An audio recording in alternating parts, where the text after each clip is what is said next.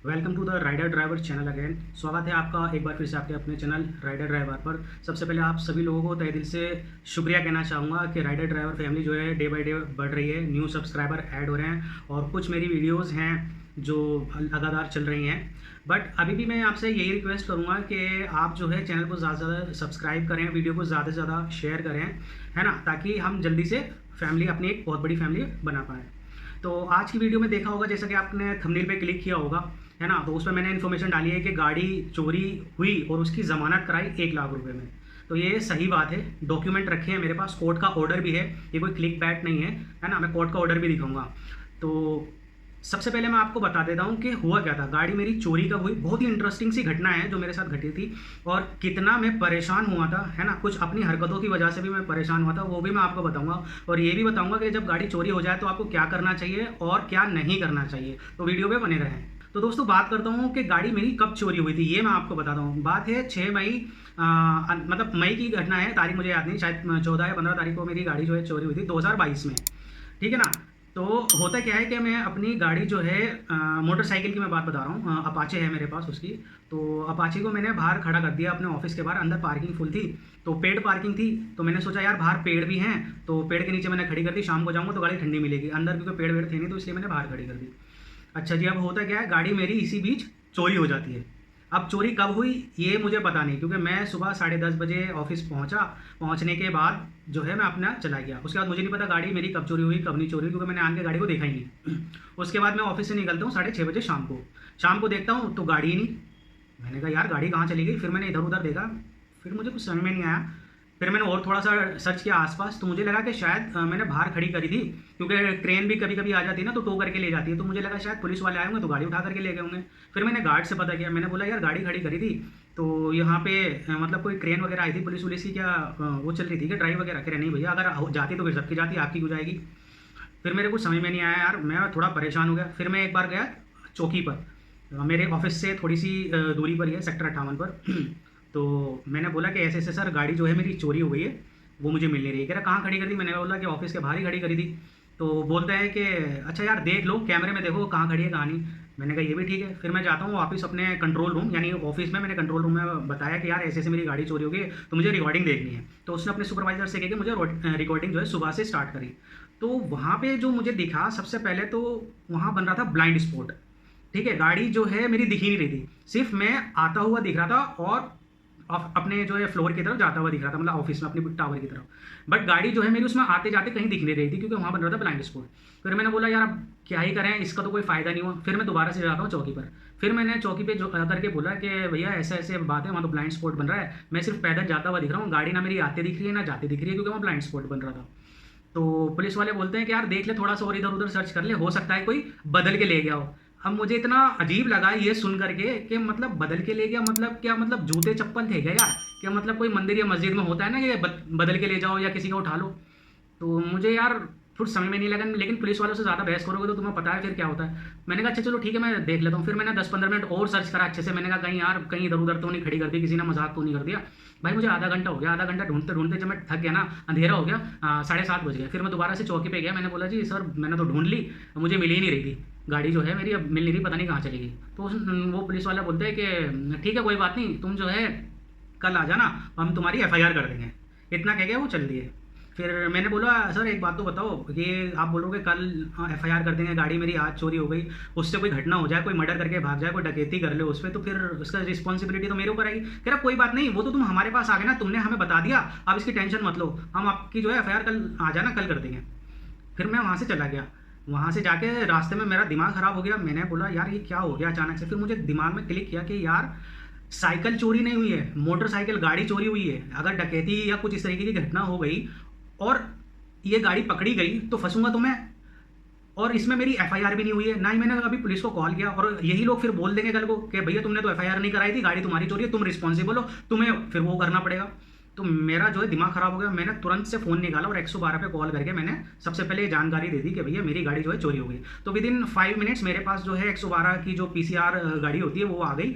और आने के बाद क्या होता है कि भैया वो लोग पूछते हैं कि गाड़ी क्या हुआ, किस तरीके से चोरी। मैंने बता दिया कि मैंने सुबह वही घटना कि सुबह खड़ी करी थी कि कितने बजे चोरी। मैंने कहा जी मुझे नहीं पता, मैं शाम को 6:30 बजे ऑफिस से निकला तो मेरी गाड़ी यहाँ पे थी नहीं। तो फिर उन्होंने देखा, अच्छा चलो ये ठीक है, नाम पता डिटेल गाड़ी नंबर ये सब पूछा। पूछने के बाद उन्होंने भी यही बोला कि अब तुम्हारा ये हो गया है, आप थाने चले जाना 58 थाने पे नोएडा के, तो वहाँ पे तुम्हारी एफआईआर हो जाएगी। मैंने बोला चलो ठीक है, अब तो एटलीस्ट ये हो ही गया। फिर मैंने मन नहीं लग रहा था, एकदम से गाड़ी चोरी हो गई यार, आपको भी पता है जब चोरी हो जाती है तो कैसा फील होता है। फिर मैंने बोला चलो ठीक है, इंश्योरेंस तो है ही, अब खरीद लेंगे दोबारा से पैसे लेकर के, और क्या है। तो मैंने घर पे बोल दिया कि पापा ऐसे ऐसे बात हो गई है। तो फिर अच्छा चलो कोई बात नहीं, आ जाओ तुम घर पर। अब हम जो है घर आ जाते हैं। नेक्स्ट डे मैं जाता हूँ थाने। तो थाने में जा करके मैं बोलता हूँ कि ऐसे ऐसे मेरी गाड़ी चोरी हो गई थी, तो मुझे एफआईआर करानी है। कि कब चोरी हुई थी? मैंने बोला कल। तो वो बोलते हैं कि गाड़ी का इंश्योरेंस था? मैंने बोला हाँ। अगर चाबी का है? मैंने कहा मेरे पास है, ये देखो। चाबी उनको दिखा दी। तो वो बोलते हैं कि देखो वो ऐसा है कि हम तुम्हारा जो है ना केस 28 दिन में ख़त्म कर देंगे, तो थोड़ा सा अपना तुम ध्यान रखना, हमारा भी वही है, वही आपको पता है थोड़ा ये चलता ही है, आप कितना भी कर लो।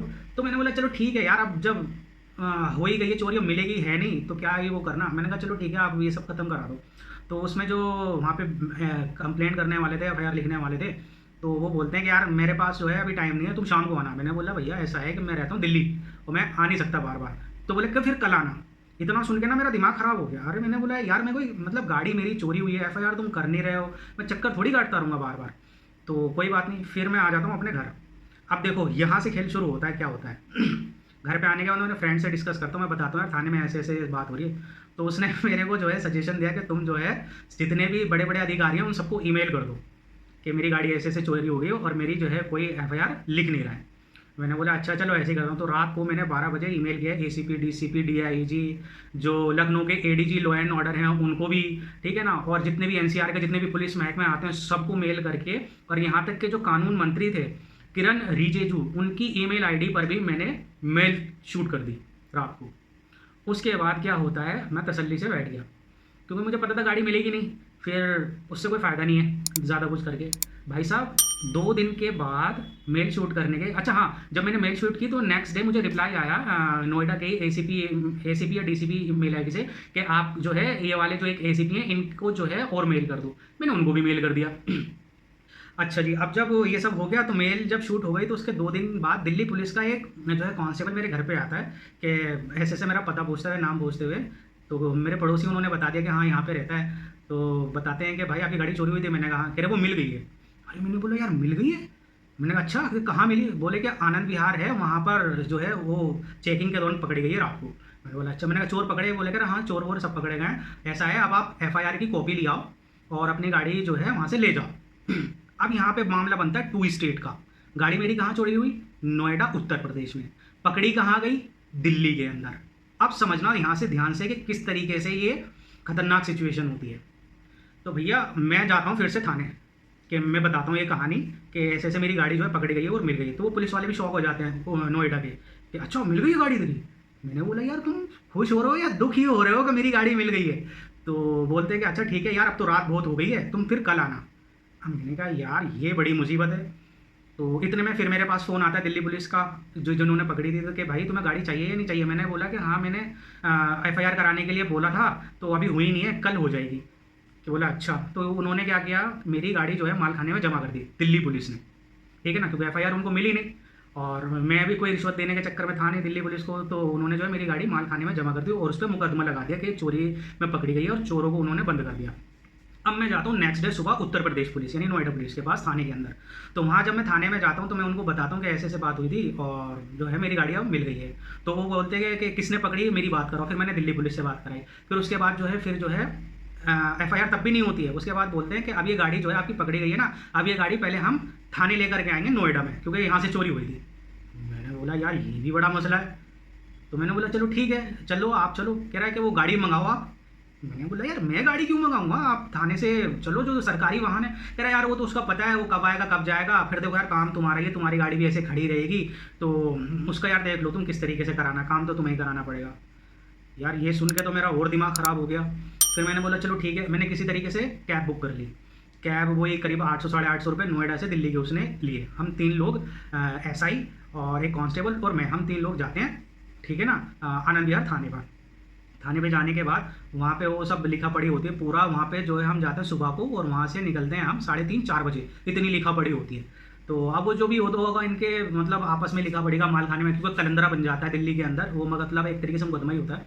तो वहाँ से फिर क्या होता है, फिर जो नोएडा पुलिस है वो ये कहती है आप गाड़ी मंगाओ, ये गाड़ी जो है बाइक आप चलाना और हम जो है कैब से आएंगे, आप कैब बुक करो। यार फिर से मैंने बुक करी, फिर से वही 700 साढ़े 700 रुपये उसने लिए मेरे से। तो एक खर्चा मेरे ही जिम्मे पड़ रहा था। अच्छा जी, मैंने उनसे बोला कि यार अब ऐसा है, देखो आपने तो मतलब आ ही गए यहाँ पे, गाड़ी तो मिली गई है, अब आप देख लो क्या करना है। कह रहा नहीं है तो वहीं से जाके छुटेगी, अब आप करना उसको जो भी करना है। कोई नहीं जी, उनको कैब में बिठाया जो एसआई थे और कांस्टेबल थे, और फिर हम गए आनंद विहार। अब जब हम नोएडा, जब नोएडा पहुंचते हैं हम थाने पर, तो मुझे वो बोलते हैं गाड़ी चोरी हुई कहाँ थी। मैंने बोला जी यहाँ से हुई थी। तो फिर वो वापस आते हैं मेरे ऑफिस और नक्शा बनाते हैं पूरा, जो एसआई थे वहाँ के, पूरा नक्शा बनाया कैसे हुई, कहानी सारी लिखती है। अभी आप सुनते जाना कि कितनी मुसीबत होती है गाड़ी छुड़वाने के अंदर, है ना। ये सब तो मैं आपको सिर्फ एक बता रहा हूँ कि मेरे साथ गाड़ी चोरी हुई, तो ये कहानी किस तरीके से चली आगे। कोई नहीं, अब मैंने बोला कि अब वही ये गाड़ी मिल गई, अब उसमें यही होता है कि भाई मुंह मीठा कराओ, ये मुंह कराओ। तो मैंने बोला जी मैं तो ऐसे ही परेशान हूँ, है ना, तो अब आप देख लो क्या करें। नहीं नहीं यार ऐसा कुछ नहीं है, फलाना धमाका, है ना। तो वही वाली चीज़ें होने लगी वहाँ पर भी। तो मैंने उनको बोला कि आप जो भी है मतलब मैं मुंह मीठा भी कर दूँगा, आप जो है गाड़ी मुझे दे दो, यहीं से छोड़ दो। तो वो बोलते हैं कि भाई ये गाड़ी पे तुम्हारे पे हो गया मुकदमा, अब ये गाड़ी आपकी छूटेगी कोर्ट से, हम इसे चाहकर भी नहीं आपको दे सकते। समझ रहे हो ये कितनी बड़ी मुसीबत हो गई। अच्छा मुसीबत क्या हुई वो अभी आपको आगे पता चलेगी। यहाँ तक तो ठीक था कि कोर्ट से छूटेगी, इतना तो मुझे भी पता था, क्योंकि वो बोल रहे वकील कर लेना, 1000-1500 रुपये लेगा, उसको दे देना और वो जो है तुम्हारी कोर्ट से जो है ऑर्डर करा देगा। यहाँ तक तो ठीक था, मैं चलो कोई बात नहीं। अब भाई क्या होता है, नेक्स्ट डे जब ये सब चीज़ हो जाती है, फिर मैं जाता हूँ कहाँ, ग्रेटर नोएडा परी चौक पे कोर्ट है ना। वो कोर्ट एसी के बाहर से सारा जंगल है, कोर्ट साला ढूंढने से भी नहीं मिलता, वो इस तरीके का है। कोई नहीं जी, अब वहाँ जाता हूँ मैं, वकील से बात करता हूँ। अब जब पता है कोर्ट में जाओगे तो कचहरी में जाते हो तो वही होता है, हाँ जी क्या काम वो काम। तो मैं ऐसे वकील के पास गया जिसका अपना चैम्बर था तो मैंने उनको कहानी बताई कि भैया ऐसे ऐसे बात है, गाड़ी का जो है मिल चुकी है, चोरी हो गई थी, अब उसको रिलीज़ कराना है मुझे उसको ऑर्डर। हाँ करा देंगे। मैंने कितना पैसे लोगे, बोले 2000। मैंने कहा यार चलो ठीक है कोई बात नहीं। मैंने कहा और तो कोई खर्चा नहीं है, बोले नहीं और कोई खर्चा नहीं होता, ठीक है बस यही होगा जो भी होगा। तो मैंने बोला बाकी, बोला है कि हाँ एक चीज़ के ये कोर्ट पे जो जज साहब हैं उन पे निर्भर करता है कि वो ज़मानत में मतलब कितना जो है वो अमाउंट बोलेंगे। मैंने बोला ज़मानत, कह रहा हाँ भाई गाड़ी चोरी हो गई ना, अब आपको इसकी ज़मानत करानी पड़ेगी। तो मैंने बोला कितना, कह रहा वो तो उनके ऊपर है, वो कितना बोलते हैं कितना नहीं बोलता है। मैंने कहा अच्छा चलो ठीक है देख लेंगे कोई बात नहीं। तो भाई कोर्ट में पहले फिर वो ज़मानत, वो सारे डॉक्यूमेंट दिए, मतलब आरसी वारसी की फ़ोटो कॉपी लगाई ये वो। तो 3 दिन बाद मेरी डेट आई, 3 दिन के बाद मैं फिर जाता हूँ कोर्ट। कोर्ट में जब मैं गया भाई लटकते पटकते, समझ लो ना इतनी दिक्कत, वहाँ मेरे घर से करीबन 60-70 किलोमीटर दूर पड़ता है। तो वहाँ गया मैं, जाने के बाद कोर्ट के अंदर का जो नज़ारा था ना भाई, ओफो, मतलब इतनी पब्लिक और जज साहब बैठे ऊपर, जैसे वो फिल्मों में होता है ना वैसा कुछ नहीं होता कि जज साहब के आगे वो वकील चिल्ला रहे हैं, ऐसा कुछ नहीं होता भाई वहाँ। नहीं तो जज तो मार देगा वकील को भी, भाग यहाँ से। तो ऐसा कुछ नहीं होता, लेकिन क्राउड बहुत था वहाँ पर। तो मेरे को बोला अच्छा हाँ इसमें एक चीज़ और जोड़ दूँ मैं, वकील साहब बोलते हैं 2000 रुपये लेने के बाद कि अब आप ना एक वकालतनामा बनेगा 300 रुपये और दे दो। मैंने बोला यार तो पहले बताना चाहिए ना ये कि 2000 लगेंगे 3000 लगेंगे, 2000 आपने फीस ले लिया, आप बोल रहे हो वकालतनामा भी तुम ही दोगे। तो ये एक जो है बता रहा हूँ कि किस तरीके से बंदा फंस जाता है। खैर कोई बात नहीं, वो 300 रुपये भी मैंने दे दिया। और जाने के बाद जब मेरी डेट आई तो मैं वहाँ चला गया। जाने के बाद वो बोलते हैं ये सारे डॉक्यूमेंट अपने जो है लाइसेंस, आधार कार्ड और ये गाड़ी की आरसी है सारे हाथ में रखना, ये जज साहब देखेंगे फटाफट हो जाएगा। मैंने बोला ठीक है। तो जैसे ही मेरा नाम आया मैंने बता दिया कि क्या हुआ। मैंने कहा सर गाड़ी चोरी हुई थी, गाड़ी मेरी थाने में और वो मुझे रिलीज़ करानी, उसका ऑर्डर कराने। बोले गाड़ी के पेपर लाए हो? मैंने हाँ दिखाया, दिखाने के बाद चलो ठीक है, बस इतना ही काम था मेरा और मुझे भेज दिया। मैं जा करके चैम्बर में बैठा। चैम्बर में बैठने के बाद भाई साहब हमारे वकील साहब ऑर्डर लेके आते हैं कोर्ट का, ठीक है। तो कोर्ट का जो ऑर्डर है, तो मैंने बोला क्या हुआ, कह रहे इसमें जो है ना जज साहब ने 1 लाख रुपए की जमानत करा बोला है। भाई इतना सुन के ना मैं फ्यूज उड़ गया। मैंने बोला यार गाड़ी की जमानत 1 लाख रुपए, ऐसा क्या हो गया? बोले नहीं यार वो ऐसा होता ही है, यहाँ पे यही रूल है इस तरीके का, है ना। अभी ये कोर्ट का ऑर्डर है, मैं आपको दिखाऊंगा, 1 लाख रुपए उसमें लिखा हुआ है, तो ये होता है। मैंने बोला यार 1 लाख रुपए की तो गाड़ी भी नहीं है, वो तो सारी 30-35 हज़ार रुपए की और इंश्योरेंस वैल्यू उसकी 45,000 रुपये। तो बोलते हैं कि नहीं नहीं, जो गाड़ी की एक्चुअल वैल्यू होती है ना, नई वैल्यू, एक्स शोरूम वैल्यू होती है, वो उसकी लगाई जाती है।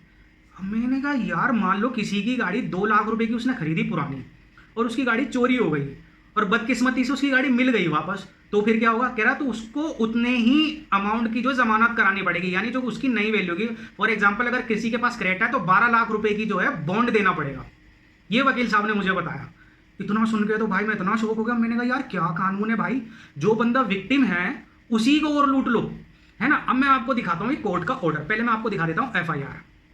ये है देखो भाई FIR, ठीक है। इसमें सारी विवेचना वगैरह जो भी है, कहाँ से गाड़ी चोरी हुई, क्या चीज़ थी, वो सारी चीज़ इसके अंदर मेंशन है। और अब मैं दिखाता हूँ आपको कोर्ट का ऑर्डर। ये देखो भाई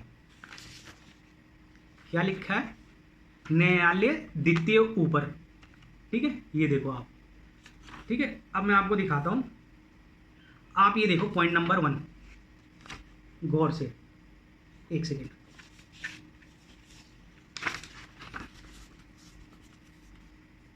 ठीक है। पॉइंट नंबर 1 कहाँ गया हमारा, आवेदक 1 लाख रुपए की एक जमानत तथा उसी धनराशि का व्यक्तिगत बंदपत्र व इस आशय का अंडरटेकिंग प्रस्तुत करने पर के दौरान विचारण उक्त वाहन का विक्रय नहीं किया जाएगा, न उसे खुर्द-बुर्द करेगा और ना ही उसके रंग रूप व उक्त वाहन का परिवर्तन करेगा। ये आप पॉइंट नंबर पढ़ लो भाई, ठीक है।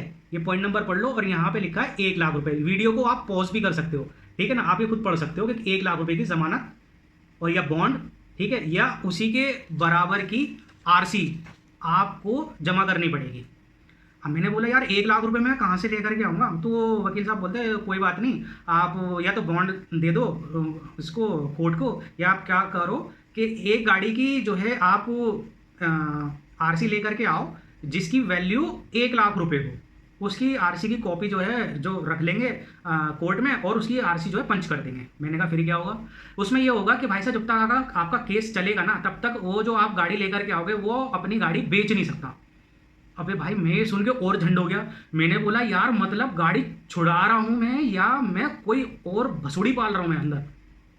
अब जाहिर सी बात है मैं अपने फ्रेंड्स में या किसी रिलेटिव को बोलूँगा कि यार मेरी गाड़ी पकड़ी गई है, आप अपनी RC दे दो, उसकी कॉपी लगेगी, उसकी वैल्यू है, तो कोई भी दे देगा। लेकिन जब मैं ये बोलूँगा कि आपकी RC पंच करी जाएगी, ठीक है, पंच करने के बाद क्या होगा कि आप अपनी गाड़ी बेच नहीं सकते, है ना। और कब तक नहीं बेच सकते, जब तक मेरा केस चलेगा। अब मेरा केस चले 4 साल 5 साल 3 साल, मैंने बोला कि कितने तक चलता है मिनिमम, कह रहा मिनिमम 5 साल चलता है, या 3 से 5 साल वो खत्म हो जाता है। लेकिन कानून व्यवस्था भारत के आपको पता ही है कि यार कितने जो है केस लंबे लंबे चलते हैं। अब मैंने सबको कॉल घुमा लिया भाई, सब मना करें मुझे। फिर मैंने जो है वकील साहब से बोला कि भैया मुझे थोड़ा टाइम दो, मैं देखता हूँ कि इसका हो सकता है।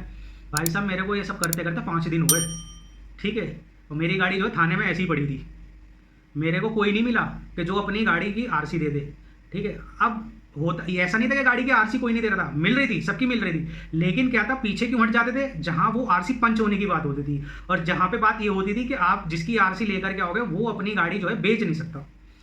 भाई साहब इतना दिमाग खराब मेरा, मेरी गाड़ी वहाँ सड़ रही और ये अजीब अजीब बातें हो रही हैं। फिर मैं जाता हूँ दोबारा से वकील साहब के पास, मैं बोलता हूँ कि यार ऐसा ऐसा हो गया, अब ये जो है हो नहीं रहा, बताओ मैं क्या करूँ। तो वकील साहब बोलते हैं कि मैंने उनसे ही बोला, बल्कि मैंने कहा यार कोई RC रखता हो तो तुम ही बता दो। तो हाँ फ़ौरन बोल दिया उन्होंने कि हाँ मैं जानता हूँ ऐसे बंदे को। उन्होंने फ़ौरन फ़ोन घुमाया, फ़ोन घुमाने के बाद वो बोलते हैं कि भैया एक भैया हैं इनको RC रखवानी है, तो बताओ यार कितने पैसे लोगे। वो बोलता है 20,000। मैंने बोला भाई 20,000 में मतलब RC रख रहा है या क्या कर रहा है, मुझे तो समझ में नहीं आ रही। कह रहा भाई मैं 20,000 ही लूँगा, इससे कम नहीं लूँगा। तो ये पूरा एक स्कैम है इनका। वकील के पास जाओगे तो वो ज़मानत इतने की करवाएगा, ठीक है ना, और ये पूरी भसुड़ी पाल देगा कि आप फंस जाओगे, ठीक है। अब कोई बात नहीं, फिर मैं हार थक करके क्या होता है कि मैं अपने बड़े वाले भाई को फ़ोन करता हूँ, मैं उनको बताता हूँ कि यार ऐसे ऐसे बात थी ये। तो पहले तो उन्होंने मेरे को डांटा कि ये मतलब तुझे मेलबाजी करने की ज़रूरत क्या थी, चुपचाप घर पे बैठना था, इंश्योरेंस के पैसे लेने थे, दूसरी गाड़ी लिया था। अब मैंने बोला यार अब इतना ज्ञान ना पहलो, अब जब हो गया तो हो गया, परेशान तो मैं वैसे ही हूँ। तो उन्होंने अपनी गाड़ी की RC भेजी। उनकी गाड़ी जो है RC मतलब उस पर थी, इंस्टॉलमेंट पे थी, उनकी कमर्शियल गाड़ी है, ट्रक है उनका। तो RC जो है उनको ओरिजिनल नहीं थी, डुप्लीकेट RC होती है, क्योंकि जब वो गाड़ी फाइनेंस होती है तो एक RC बड़ी सी RC होती है वो दी जाती है। तो ड्राइवर उनको वो लेकर के आया। लेने के बाद क्या होता है, मैं जाता हूँ सीधा जो जज साहब के ऑडिटर होते हैं, जो ये सब डॉक्यूमेंट वगैरह कलेक्ट करते हैं, ये सब करते हैं। तो वो जाकर के मैं उनको दिखाता हूँ, तो वो बोलते हैं अरे यह तो जो है ओरिजिनल RC नहीं है, ओरिजिनल लेके आओ। मैंने बोला भैया ओरिजिनल तो है ये। अरे ये नहीं, ये तो गाड़ी जो है फाइनेंस हुई है, वो RC लेकर के आओ जिसकी ओरिजिनल हो। मैंने कहा तो जब फाइनेंस खत्म हो जाएगा तभी तो ओरिजिनल RC आएगी। बोला नहीं नहीं ये नहीं चलेगा भाई, ये इसको हम कंसिडर नहीं करेंगे। मेरा यार इतना फिर से दिमाग खराब, बोला यार क्या होगा यार, सारी मेहनत पे पानी फिर गया। फिर जब उसने देख लिया कि परेशान होता है तो ऑडिटर बोलता है अच्छा ऐसा है 2,000 रुपये दे दो, बस इसकी हम फोटो कॉपी रख लेंगे और आरसीबी पंच नहीं करेंगे। मैंने बोला जब इतना ही खाना था तो बोल देता भाई कि 2,000 रुपये लूँगा, किसी की भी रखवा दे। तो ये सारा सिनेरियो मेरे साथ होकर के बना, इतना मैं परेशान हुआ गाड़ी मिलने पर। तो ठीक है ना, अब मैं आपको बताता हूँ, अगर भगवान ना करे ऊपर वाला ना करे, है ना, कि आपके साथ ये सिचुएशन हो तो आपको क्या करना है और क्या नहीं करना है। सबसे पहले अगर आपके साथ इस तरीके का हादसा होता है तो आपको कुछ नहीं करना, 112 पे कॉल कर देनी है, ठीक है, अपने पास प्रूफ रख लेना है, कोई थाने के चक्कर नहीं काटने, कुछ नहीं करना। अगर आपकी गाड़ी इंश्योरेंस है तो ठीक है, इंश्योर्ड गाड़ी है, बिल्कुल टेंशन मत लो। गाड़ी मतलब अगर आपकी गाड़ी मिल गई ना तो आप इतने परेशान हो जाओगे उसको छुड़ाने के लिए कि मैं आपको बता नहीं सकता। ये मैं भुक्तभोगी हूँ, इसीलिए मैं आपको बता रहा हूँ। अगर आपकी गाड़ी इंश्योर्ड है और चोरी हो गई है ना, खुदा ना खासा, मैं तो नहीं चाहता कि ऐसा हो, बट होने को कुछ भी हो सकता है। अगर ऐसा हो जाए तो ये इन्फॉर्मेशन आप दूसरों को भी पास करो कि आपको क्या करना चाहिए क्या नहीं करना चाहिए। तो नंबर 1, सबसे पहले आप 112 पे कॉल करो और उसको घटना की जानकारी दे दो, ये चीज़ हो गया है, और थाने में जाके एफआईआर करो। एफआईआर अगर आपकी नहीं हो रही है, ठीक है ना, तो आप क्या करो, EFIR कर दो। मैं ये दिखा देता हूँ, एक ये होता है उत्तर प्रदेश पुलिस का ऑनलाइन EFIR होती है, ठीक है। तो आप क्या करो, यहाँ पे जो है पूरी डिटेल दो अच्छे से, है ना, और EFIR कर दो। ये सारी चीज़ आप कर दो। आपको क्या नहीं करना है, ज़्यादा भसूड़ी नहीं करनी है, ठीक है, कि बड़े बड़े अधिकारियों के पास जा रहे हैं, नहीं हमारी गाड़ी दिला दो, हमारा ये करा दो, कुछ नहीं करना है भाई, कुछ नहीं रखा इन चीज़ों में। सिर्फ गाड़ी मिल जाएगी, लेकिन परेशान आप कितने होगे ना, ये मैं आपको बता नहीं सकता, ये इस वीडियो में आप समझ ही नहीं सकते। वो कंडीशन मेरी ऐसी थी, मेरा काम भी हैम्पर होता था, ऑफिस का काम भी, और पर्सनल तो मैं था ही, मेंटली इतना डिस्टर्ब हो गया था मैं गाड़ी मिलने के बाद कि मैं आपको बता नहीं सकता। गाड़ी चोरी हुई तो कोई दिक्कत नहीं थी मुझे, मैंने चलो ठीक है, पैसे यहाँ तक के इंश्योरेंस वाला भी घर पे आ गया था, वो डिटेल लेकर के अपना छुट्टी कर दिया कि ठीक है सर, वो अब 90 डेज आप मिनिमम वेट करो, आपका पैसा मिल जाएगा, वो बोल करके चला गया था। मैंने बोला ठीक है कोई बात नहीं। लेकिन जब मेरी गाड़ी मिल गई तो भाई मैं इतना परेशान था, इतना परेशान था कि मैं आपको बता नहीं सकता, क्योंकि उसको छुड़ाना, फिर अच्छा क्या था कि उसमें हेलमेट था, हेलमेट गायब हो गया, उसके अंदर जो मिरर थे बाइक के वो गायब हो गए, है ना, वो ऐसी खड़ी थी, गाड़ी के अंदर पेट्रोल था तो थाने में खड़ी करी, अब पता नहीं, मुझे नहीं लगा कि क्या हुआ उसके साथ, उसमें से पेट्रोल भी गायब हुआ, बहुत थोड़ा सा ही पेट्रोल बचा था कि मैं घर तक आ जाऊँ। तो इस तरीके की कंडीशन थी, है ना। तो आपको बिल्कुल ये नहीं करना है कि अगर आपकी गाड़ी एफआईआर नहीं हो रही है तो आप ACP DCP या किसी उसके पास जाओ, कुछ नहीं करो भाई, ऑनलाइन एफआईआर करो, 112 पे कॉल करो, बस खत्म, यही करना है, इसके अलावा कुछ नहीं करना है। और मैं तो ये कहूँगा कि अगर आपकी गाड़ी 2 स्टेट का मामला है ना, तो मैं आपसे यही कहूँगा, आप अपने थाने में जाओ और पुलिस को बोलो, रिक्वेस्ट करो कि भाई मेरी जो एफआईआर आप यहीं से कर लो, जैसे भी आपको सूटेबल लगता हो, है ना। तो आप अपने थाने से एफआईआर करा लो, मैं तो यही करूँगा, मतलब यही सजेस्ट करता हूँ आपको। कोई दूसरी जगह से करोगे और गाड़ी कहीं और पकड़ी जाएगी तो फिर दिक्कत वही होगी, है ना। तो बेहतर यही है, आप जहाँ भी रहते हो आप अपने एरिया में ही जो है एफआईआर कराओ, ठीक है। तो इस वीडियो में इतनी जो इन्फॉर्मेशन मैंने दी है, ये बहुत ही प्रैक्टिकल इन्फॉर्मेशन जानकारी दी है। तो आपको क्या करना चाहिए गाड़ी होने पर, चोरी होने पर क्या नहीं करना चाहिए, ये आपको मैंने बता दिया, ठीक है। तो बस यही कुछ था इस वीडियो के अंदर। इस वीडियो को ज़्यादा से ज़्यादा शेयर करें, बहुत ज़्यादा प्यार दिखाएं आप अपने राइडर ड्राइवर चैनल को, और चैनल को सब्सक्राइब करना ना भूलें, ठीक है। फिर मिलते हैं किसी दूसरी वीडियो में, अंटिल देन बाय बाय।